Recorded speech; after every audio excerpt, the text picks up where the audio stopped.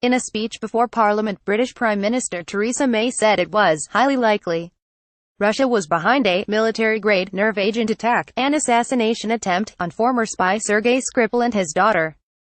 Should there be no credible response, we will conclude that this action amounts to an unlawful use of force by the Russian state against the United Kingdom, May added. Following her speech, White House Press Secretary Sarah Sanders offered the following statement: "We stand with our ally and support them and are ready if we can be of any assistance to them." She did not comment on May's highly likely attribution of the incident to Russia. Secretary of State Rex Tillerson followed up with more forceful comments. "We have confidence in the UK's investigation and its assessment that Russia was likely responsible for the nerve agent attack. We agree that those responsible, both those who committed the crime and those who ordered it, must face appropriately serious consequences." We asked a number of our experts to respond to these developments, and to comment on what the UK and its allies should do next. Their comments are edited for print below. Gen. Ret. Michael Hayden, former CIA. And by that I mean, just beyond the forensics, that this type of chemical has been historically with Russian chemical programs. My initial instinct was that nothing in my life experience prompted me to reject that this could have been the Russians. It fits a pattern. And the fact that the Prime Minister felt comfortable enough to say, highly likely, suggests to me that her intelligence services have a body of knowledge that gives her confidence in saying that. What do you make of May's response, calling the incident an unlawful use of force by the Russian state against the United Kingdom, and what do you believe the UK, US, and other allies should do next? That's a pretty strong statement on the part of the Prime Minister. And Tillerson's comments are heartening. He touches on all the key points, saying whoever is responsible must face serious consequences. Does White House endorse? Can we expect to hear similar commentary from POTUS? Why did Sarah Sanders avoid saying this? In fact, I've not even seen American intelligence make the claim or give supportive words that they too believe the Russians are behind this. I think a very fair question to ask American intelligence would be, do you concur with the Prime Minister's statement that it is highly likely Russia is responsible? I'd love to see the response to that. The Office of the Director for National Intelligence did not immediately respond to the Cipher Brief's request for comment. Then, given that Great Britain is such a close friend, that it's a NATO ally, that if Great Britain believes this is an unlawful use of force by the Russian state, that would seem to involve NATO's Article 5, an attack against one is an attack against all, which isn't suggesting some sort of military response, but it is suggesting a response, maybe consistent with the British response. If they impose sanctions, should the other members of the alliance, and particularly the United States, do a similar thing?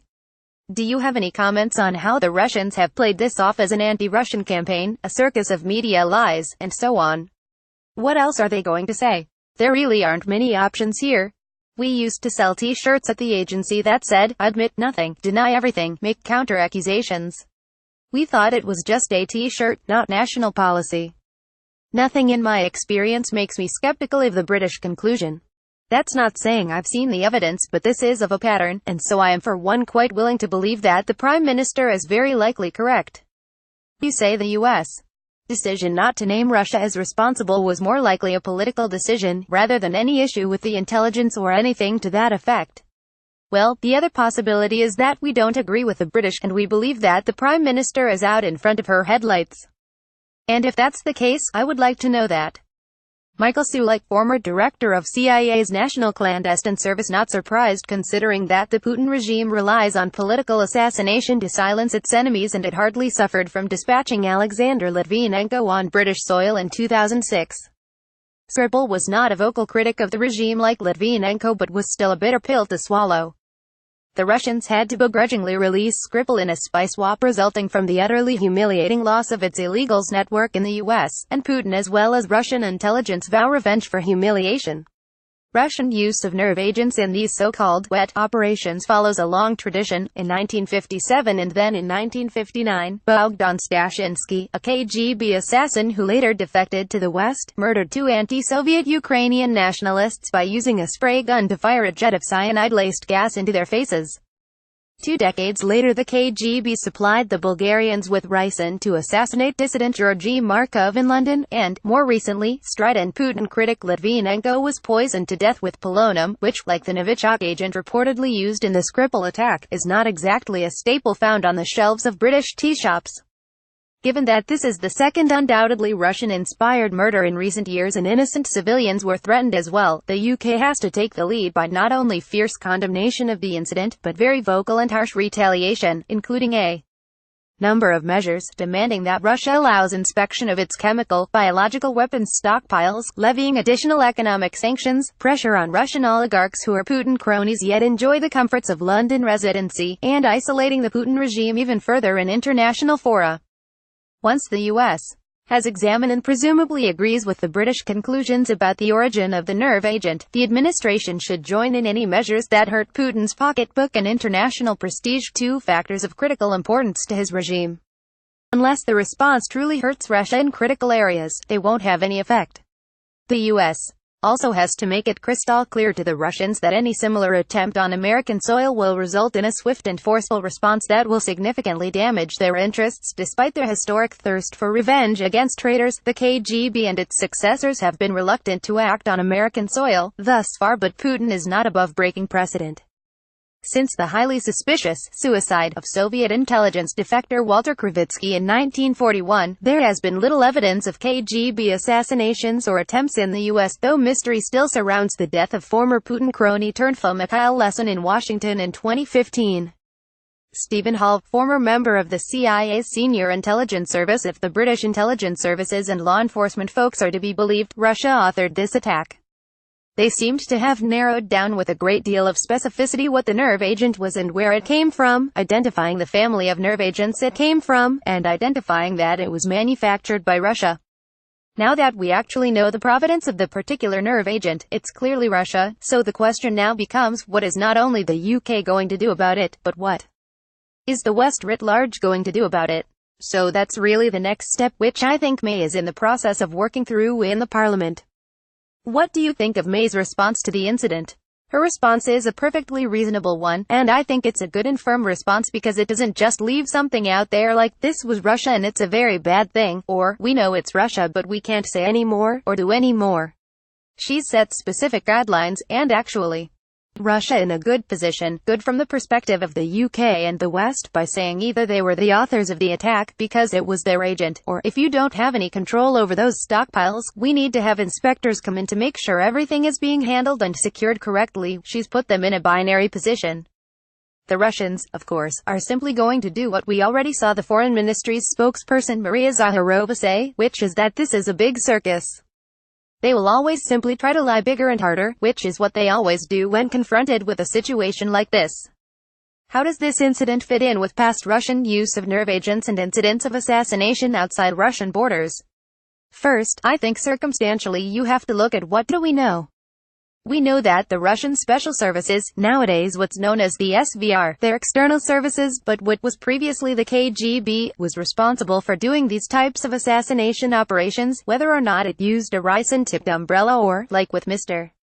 Alexander Litvinenko, they've used a radioactive isotope or, as in this case, where it's used a nerve agent. First and foremost, you have Russian intelligence services going after opponents of whoever's in power outside of Russia and doing so illegally. We're talking about, basically, murders and assassination attempts. That sets aside a completely different category when they do that inside of Russia, but that's another art form, another set of circumstances. But if you just narrow it down to the external stuff, the second thing you've got is, with Mr. Skripal, who the Russians who view as a traitor because he was reportedly an informant or asset of MI6, he would be a perfectly logical target for this type of attack because, not only did the Russians want to get rid of him, and I think that would be emotionally satisfying for Putin, but they also want to send a strong message to other potential and future spies, if you spy for the West or whoever, eventually we will find you even if you are relocated outside of Russia. That's another reason why we have to say Russia was really responsible for this. Why has the U.S. not followed its allies' example in naming Russia as the likely source of this attack? Do you think the UK hasn't shared their intelligence with us because they don't trust us? Is there any reason the US government wouldn't trust their attribution? With regard to the American response to the situation, I'm somewhat disappointed because I think it's an opportunity. Regardless of what your analysis of the situation is, there is certainly enough information that the British have put out there that would allow even a very, very weak US condemnation of the attack. I think there's more than enough evidence for the White House to speak out more strongly. It's not to say they won't in the future. But with this administration, it's like any time Russia comes up, it's like nails on a chalkboard for them. They don't want to address it, they don't want to talk about it, because it's a bigger thing. I think it's more of a political thing, but the response that Britain, together with the US and others, is going to be the key next step. Does the UK's statement that this is an unlawful use of force by Russia against the UK invoke anything vis-a-vis NATO? This is something that Vladimir Putin is expert at, using open society and Western approaches to these things against us. The Kremlin knows that right now, to get any type of international coalition to do something against Russia is an extremely difficult thing. They actually annexed a country, Crimea, and there were still some members of the European Union and the international community who couldn't quite bring themselves to condemn that, so they know this is tricky. They also know that this particular American administration doesn't want to hear the words Russia and Putin any more than it has to. They also know that, in the case of the UK, there's a lot of Russian money in London and other parts of UK infrastructure. Putin knows all those things, and he knows that that gives him some wiggle room. Could it turn into a NATO Article 5 issue that requires a combined NATO ally response? It certainly could if NATO came together and invoked Article 5. I think the UK could do that unilaterally, as the US did after the attacks of 9/11. I think a good start would be if they took the 20 most important richest Russian oligarchs and froze all their holdings in the UK and banned them from traveling to the UK. That would certainly get a lot of attention, which was not done after Litvinenko. We are in a tricky position because we are all open societies and we can't do what Putin would do, which is to go out and kill somebody else and throw a bunch of people in jail without due process. We can't do that. They know that, and they'll take advantage of it.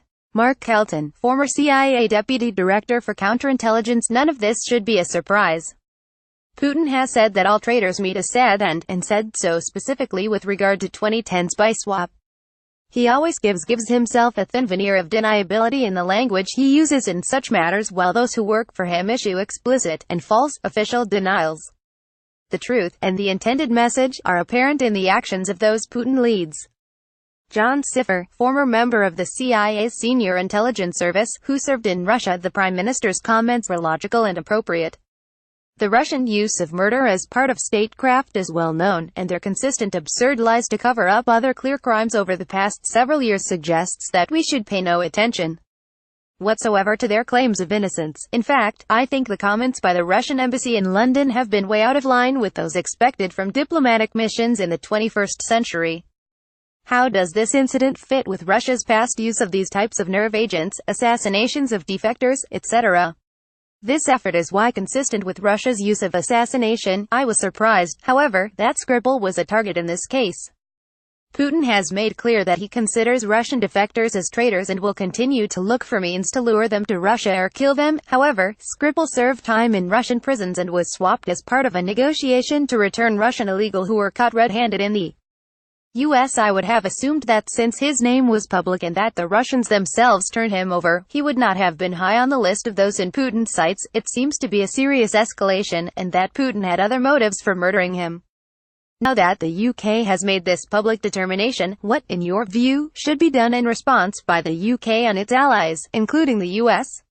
Russia continues to push the boundaries of political warfare, and the Western response should be strong. I would support a variety of coordinated responses, to include denying visas to Russian travelers, negotiating to remove Russia from Interpol, which they abuse for political purposes, denying their sports teams from participating in international events, coordinating a boycott of the World Cup in Moscow, and even listing them as a state sponsor of terrorism.